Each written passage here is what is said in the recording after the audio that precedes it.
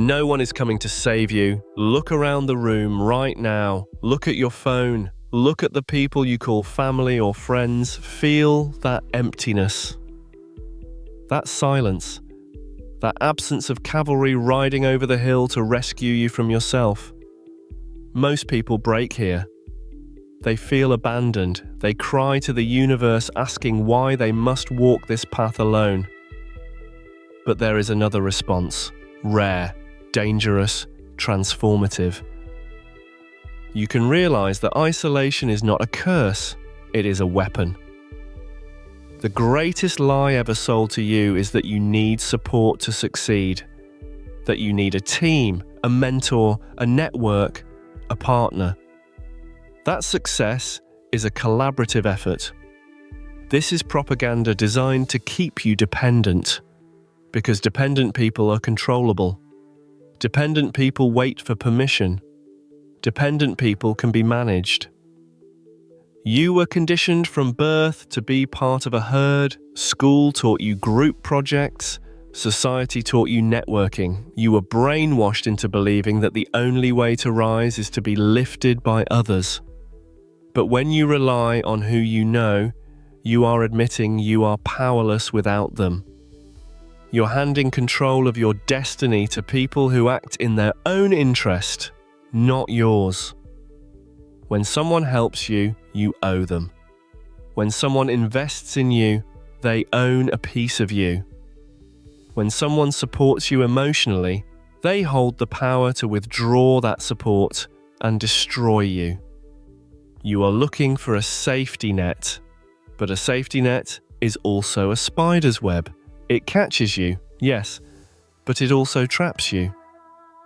The reason you have not succeeded yet is not because you lack support, it is because you are still looking for it.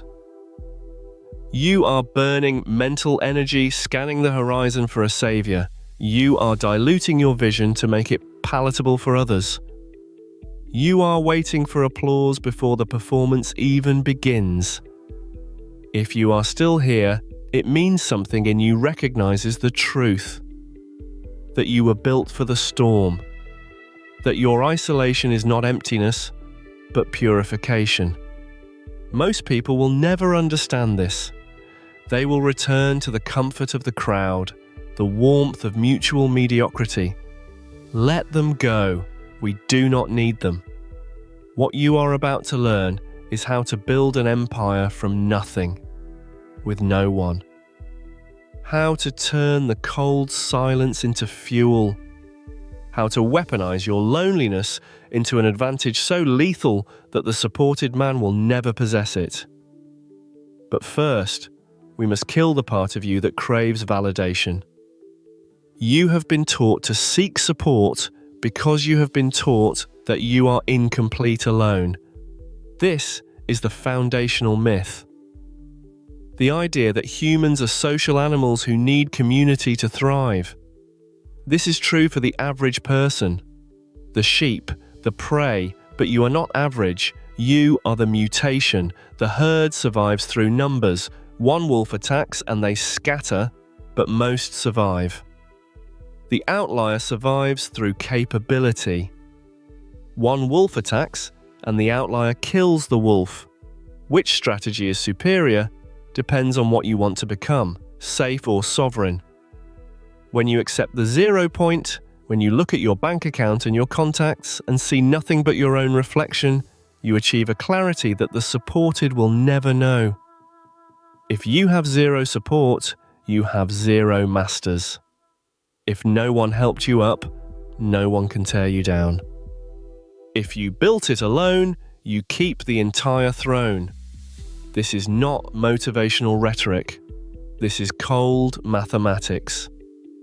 Every variable you add to your equation increases the probability of failure. Partnerships dissolve, collaborations fall apart, marriages end, humans are volatile, they change their minds, they get jealous, they get bored, they betray. If your plan relies on another person behaving consistently, your plan is flawed. You are building on sand. Machiavelli warned against auxiliary forces. armies borrowed from other powerful leaders. Why? Because if they lose, you are defeated. If they win, you are their prisoner. The same principle applies to borrowed capital, borrowed connections, borrowed platforms. If you succeed using someone else's resources, you are their prisoner. You must play by their rules. You must censor your vision. You must compromise your soul. Succeeding with zero support is the only way to own your destiny completely. Is it harder? Yes. Does it take longer? Sometimes. Is it worth it? Always. You are building a foundation of granite. The man lifted to the peak by helicopter stands at the summit, but has no leg muscles. When the wind blows, he falls. The man who climbed alone, bleeding and freezing, clawing his way up the rock face, has legs of steel. The wind cannot move him. He has become the mountain. This is why you must embrace the difficulty. When you hit a roadblock and there is no one to call, do not panic. Smile. This is the repetition that builds the muscle. This is where you learn to solve problems independently. If you have a mentor who gives you the answer, you learn nothing. You memorize a solution. If you dig through the darkness for 3 weeks to find the answer yourself, you own that knowledge. It becomes part of your operating system. Zero support means maximum education. You're forced to learn marketing, product development, finance, psychology. You become a polymath. You become a weapon of mass competence. The specialist is replaceable. The generalist who built the entire castle from scratch is irreplaceable. But to get there, you must grieve. You must hold a funeral for the version of yourself that needed them. The version that thought your parents would understand. That thought your friends would grow with you. They will not. This grief is physical. It lives in your chest. It feels like betrayal. You will stare at the ceiling, wondering if you're insane, wondering if maybe they are right and you are wrong. This is the test. Every outlier walks through the valley of shadow, the period where you have left the herd but have not yet reached sanctuary. You are in the wilderness. In the wilderness, you hallucinate. You invent demons. You crave the comfort of the cage you escaped. But you cannot return. You know too much. Once you have seen that most people are sleepwalking, that support is mutual sedation, you cannot unsee it. So you kill the boy so the man can be born. You kill the dependent so the sovereign can rise. You must become your own parent. Wake up and look in the mirror and be the father you never had. Look at your bank account and be the provider you never had. Look at your emotions and be the therapist you never had. You talk to yourself. Get up. We have work to do. Stop crying. No one cares. Focus. This is the only way out. You develop a split personality. There is the you that is tired, emotional, weak. And there is the you that is the commander. The commander drags the weakling through the mud. Eventually, the weakling dies and only the commander remains. This is what Machiavelli meant by flexible disposition. You must be cruel to yourself in the short term to be kind to yourself in the long term. You deny comfort now so you can rule later. If you have zero support, you have no one to enable your weakness. If you sleep in, no one wakes you. If you do not work, you do not eat. The feedback loop is immediate and brutal. This is a gift. Comfort is the enemy of greatness. Support often acts as a cushion that prevents you from feeling the hard impact of your own laziness. When you are alone, the concrete hits hard. You learn fast. You adapt. You become anti-fragile. The average person tells a victim story. I could not start my business because I had no funding. I could not get in shape because I had no gym partner. You will tell a different story, a villain origin story. Take every rejection, every unanswered text, every smirk, every doubt, place them in a mental furnace. They did not support you? Good. That means the market is open. They will not help? Perfect. That means you do not have to share the spoils. Anger is cleaner fuel than sadness. Sadness makes you heavy. It makes you want to lie down. Anger makes you light. It makes you want to move. Use it. Tell yourself, if I quit now, they win. If I stop, I prove them right. It is dirty fuel, yes, but it burns hot. And right now, you need heat. You can switch to solar power later, once you are in orbit. But to escape gravity, you need fire. When you are alone at 11 at night and you want to quit, inspiration will not save you. Inspiration is fickle. It leaves when things get hard. But spite is loyal. Pride is eternal. This is not evil. This is potential energy. A rocket does not fly because it has good intentions. It flies because it creates a controlled explosion at its base. Your shadow is that explosion. Stop feeling guilty about your ambition. Stop feeling guilty about wanting to prove everyone wrong. That darkness is not corruption. It is fuel. Now we address execution. You have no boss, no team, no accountability partner. This is the danger zone. Most people, when left to their own devices, dissolve into entropy. They sleep until 10, they scroll. They work for 20 minutes, then take a 2-hour break. If you do this, you will die, metaphorically and financially. To succeed with zero support, you must become a fascist dictator to yourself. You need protocol, not a to-do list. A to-do list is a wish. Protocol is law, the morning negotiation. The moment your eyes open, you are in battle. The weak part of your brain wants to hit snooze. You must win this first fight every single day. If you lose to the alarm clock, you have signaled to your subconscious that you are not in charge. Deep work blocks. You do not work all day. That is performance theatre. You do deep work. You shut off the phone. You lock the door. You enter a trance state for 4 hours. In those 4 hours, you produce more than a corporation does in a week. Why? Because you have no meetings, no interruptions. This is your asymmetrical advantage. Speed, focus, lethality. Information diet. If you have no support, your mind is your only asset. If you fill it with garbage, you produce garbage. Stop watching news. Stop watching drama. Stop consuming content that makes you feel small. Read philosophy, read strategy, read technical manuals. Study greatness to become great. Evening review. At the end of the day, audit yourself. Look in the mirror. Ask, did I move the needle today, or did I just make noise? You have no boss to give performance reviews.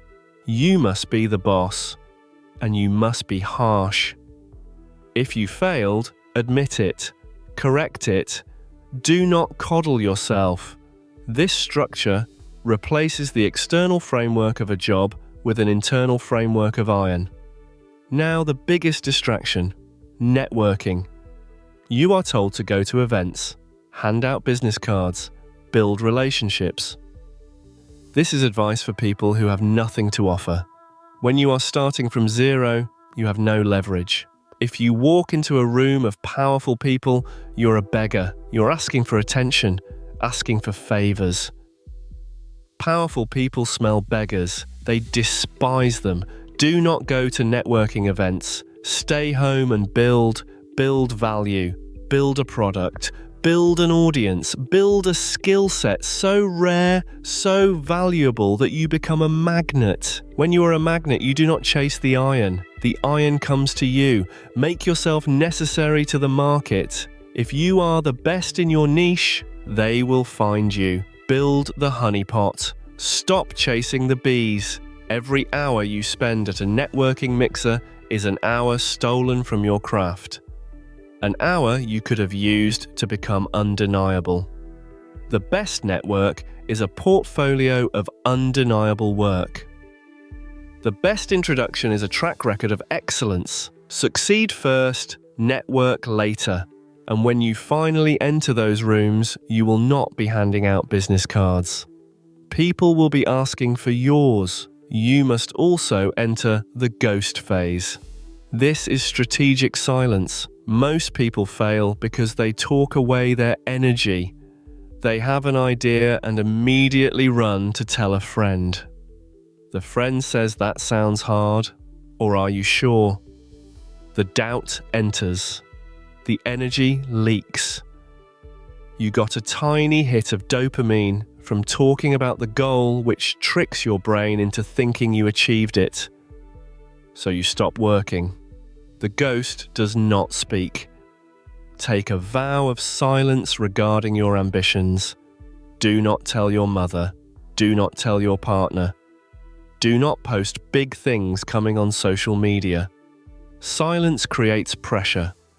When you have a massive goal inside you and you do not let it out through your mouth, it builds up like steam in a boiler. It becomes physical energy. It becomes anxiety. It becomes restlessness. Good. You need that pressure. That pressure pushes you to work at 2 a.m. when the supported people are sleeping. When you are alone, you have the luxury of total immersion. You do not have to attend birthday parties for people you do not like. You do not have to maintain the social mask. You can let the mask fall and let the monster work. Use your isolation to obsess. The world calls obsession mental illness. We call it prerequisite. If you have zero support, you must be obsessed. You must know more about your craft than anyone else. You must be so technically proficient, so strategically sound, that you become undeniable. People love to back a winner. They hate backing a struggler. As long as you are begging for help, you look like a struggler. But when you are crushing it in silence, when you emerge from nowhere with results, suddenly everyone wants to be your friend. Everyone says, "I always knew you had it." You will smile. You will nod. But you will never forget who was there when the room was empty, which was no one, just you. And here is where it gets dark. If you follow this path, something strange will happen. You will start to win. The numbers will rise, the money will hit the account, the confidence will radiate off you like heat, and then they will come back. The friends who were too busy to grab coffee, the family members who asked, "When are you getting a real job?" They will return and they will smile and they will say, "We always knew we would make it. I am so proud of us." They will try to rewrite history. They will try to insert themselves into your narrative. They want to stand next to the trophy they did not help lift. This is your final test. The old you, the one who craved support, will want to let them back in. You will want the validation. You will want to say, "See, they love me now." Do not do it. Handle this with grace. You do not need to be mean. You do not need to cause a scene. You simply maintain the distance. You treat them with the same polite indifference they treated you with. You become a wall of glass. They can see you, but they cannot touch you. You realize their love is conditional. It is based on your utility to them. It is based on your status, and that is fine. That is human nature. But you do not build a castle on shifting sand. You keep your circle tight. You keep the gates closed. The only people allowed in the castle are the ones who helped you carry the stones. And since you carried them alone, the castle belongs to you alone. This is not loneliness. This is sovereignty. There is a peace in this that is hard to describe. The peace of knowing you're self-reliant. You know that if you lost everything tomorrow, you could build it all back because you are the asset. Not your friends, not your network, not your luck. You. Once you have succeeded with zero support, you unlock a new level. You are no longer the survivor. You are the architect. You now have the resources to build the world you wanted to live in. And here is the beautiful paradox. Now that you do not need support, you can give it. You can become the person you wished you had. You can spot the young, hungry, lonely one who is about to give up, and you can say, keep going. You do not do it to get something back. You do it because you know the pain of the empty room. But you do it strategically. You do not save everyone. You only invest in those who show the spark. But never forget where you came from. Never forget the cold. Never forget the silence. Keep a piece of that darkness in your heart.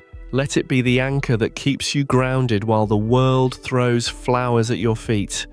They clap for you now. But you know the truth. You clapped for yourself when the room was silent. And that applause is the only sound that matters. The path of zero support is not for everyone. It is for the outlier. It is for the mutation. It requires you to be willing to look like a failure for a long time, so you can look like a legend forever. It requires you to suffer in the dark so you can shine in the light. Most people will close this and go text a friend to complain about their day. They will seek the microdose of sympathy. They will feel better for 10 minutes, and nothing will change. But you are still here. You are analyzing. You are plotting. You're realizing that the empty chair next to you is not a vacancy. It is a throne waiting for you to grow big enough to fill it. The sheep is safe until the wolf arrives. The wolf is safe because he is dangerous. You have been given the choice, safety or sovereignty, comfort or control. The herd or the throne. Most will choose the herd. They will tell themselves they are being realistic, being smart, being human. They are being afraid. You were not built to be safe. You were built to be dangerous. And danger, true danger, walks alone. Not because it has to, but because it understands that power is never shared. It is only taken. So take it, build it, own it, alone. And when they finally ask how you did it, when they beg for the secret, you will look them in the eye and say the same thing the universe said to you when you were bleeding in the dark. No one is coming to save you. And that is exactly how it should be.